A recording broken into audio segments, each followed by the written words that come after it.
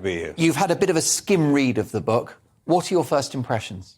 Well, my first impressions, I mean, look, this was a book that suddenly escaped the publishers and was sort of escaped into Spain. And that leakier than a church roof, this book, isn't it? It was. But what's interesting, here is a book that, 1.5 million copies sold, and the interview and all of it's now gone throughout 77 territories throughout the world.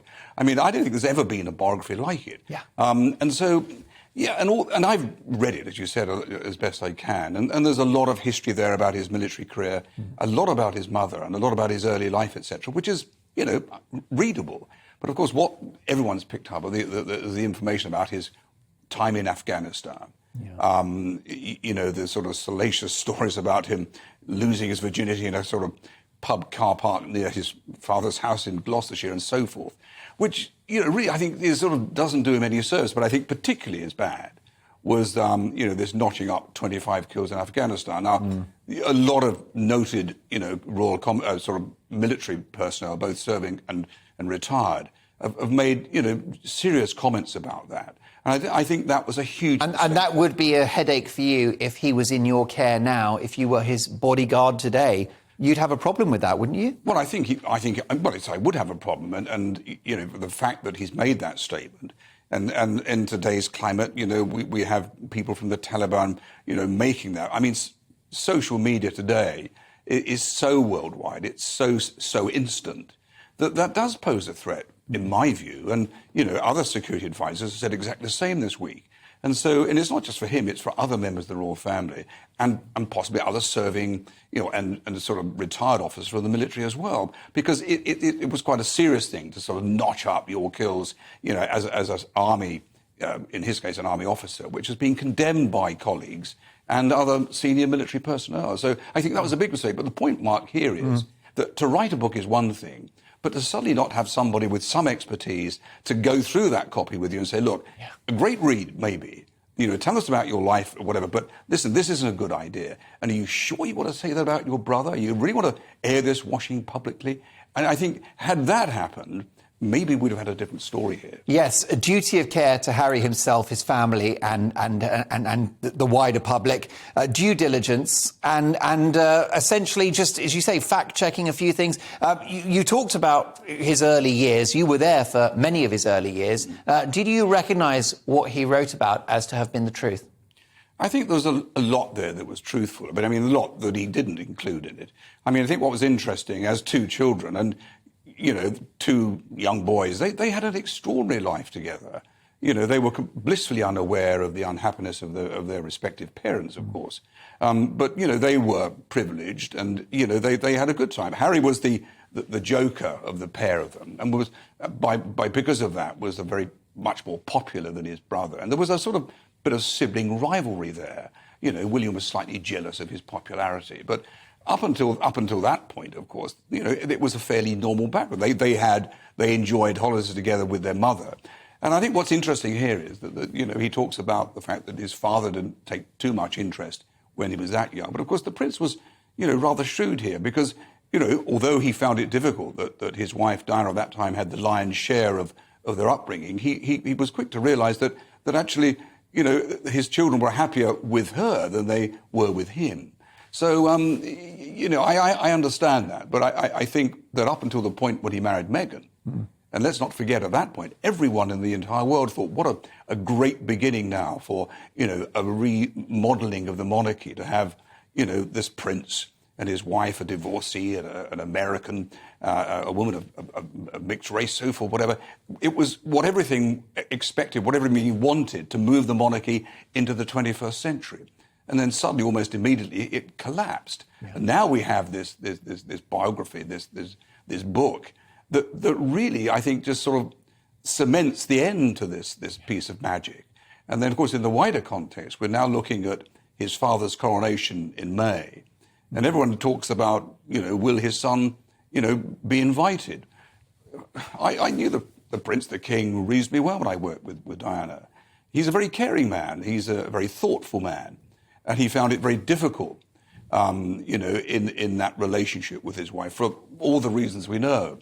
But one thing's for certain, he wanted William and Harry to be part of his new direction of reshaping the monarchy. And he's lost that third of that.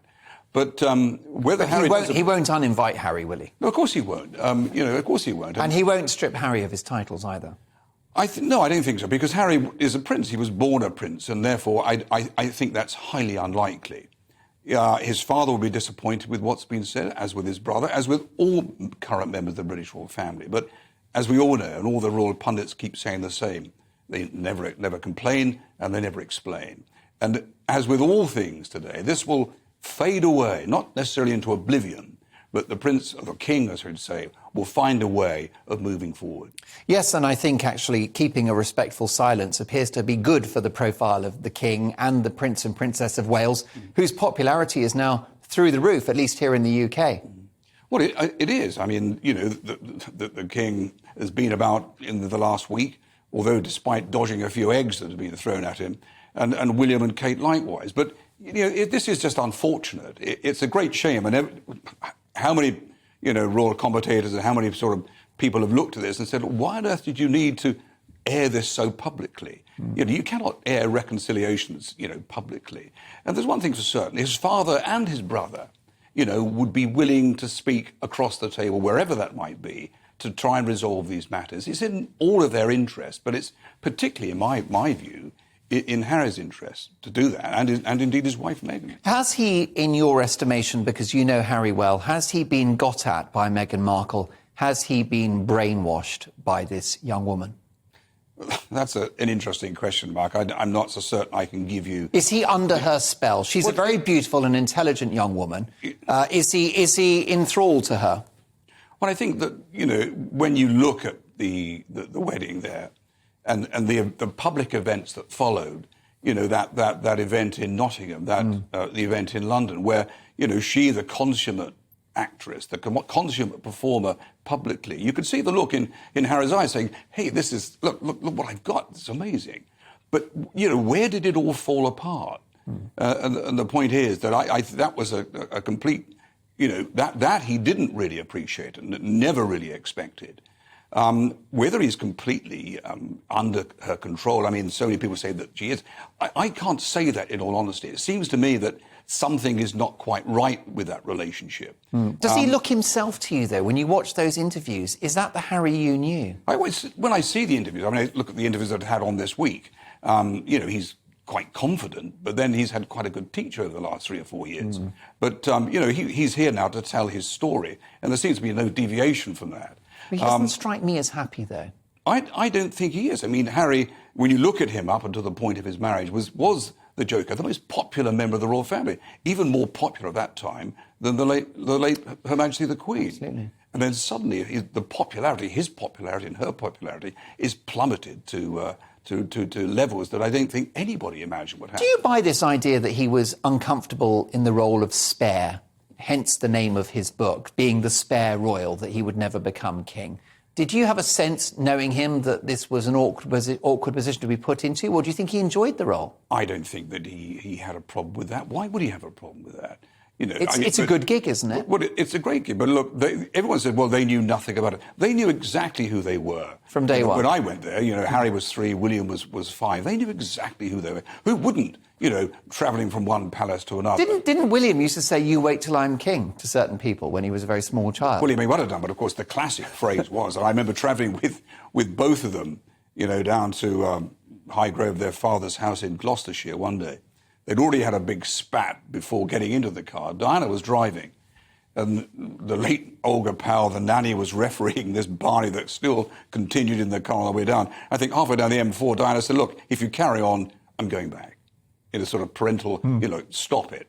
They did stop. Then suddenly, Harry leant across Olga and said to William, it's all right for you, he said, you'll be king one day and I won't, therefore I can do what I want. I remember, Diana saying, where the hell did he get that from? Yeah. But the point is, that's exactly now what he's done. But I don't think being the spare was an issue for him, none whatsoever. So actually, we've seen, allegations in the book of William attacking Harry, striking him, knocking him to the floor. Has it always been a personality clash between these two young men? Do they not get on? Do they love each other? Well, I can't speak for the clash in, as they call it, in Knock Cottage, where he sort of fractured the dog bowl. The jungle in the rumble. Well, but I just don't think that look, they as brothers, were always scrapping. Like, I did with my brothers. I'm sure you did with your siblings and so forth. I think that's a bit of a novice. So when you witnessed it when they were small, it was par for the course. Well, exactly par for the course. I think that's fairly normal. I mean, I think that as adults, clearly there are disagreements. Clearly, William is not happy with things that Harry's doing, and probably Harry's not happy with what William was doing. Now, because of who they are, it becomes public, because that's what happens. And, I can't tell you exactly the reason for that argument, no more than I can actually tell you or discuss with you, the allegations of racism within the royal family. I don't know that. This is a very personal and emotive question, but do you think that there is love there, though, between the brothers, notwithstanding current frictions? I actually do think there is a love there, because I think Harry, very much wanted to be part of this new monarchy. That was always his desire. Although he was the spare, he always had a role to play. His father identified that. You're there as a reserve, if you like, to the work of his brother. He would have been the rock star prince, wouldn't he? Well, he would, and he's entertaining. He was fun. Yeah. People liked that in him. He didn't speak like other royals. He was the sort of your cocky rebel, really. Almost people liked it. like Prince Philip to the Queen. This could have been Harry's relationship with the King, the errant, more entertaining brother. A quick word on aspects of the book that focus on what happened in Paris, the death of Diana, and, Prince Harry turning detective. Your thoughts? Well, in his book, he says that he was concerned about, the death of his mother. That was a huge shock to him, for all reasons that we can all understand that. He loved his mother. His mother loved him, of course, and there was a very interesting relationship there, which I witnessed, and it was very lovely to see it. And the death of his mother at an age, he was 13, must have become a terrible shock. And the fact that he then, through duty, had to walk behind her coffin to Westminster Abbey. And so, it crops up a lot in this book, and notably the death in Paris. And he wanted to rerun effectively what really did happen in that Alma tunnel, which is understandable but quite bizarre in some sense.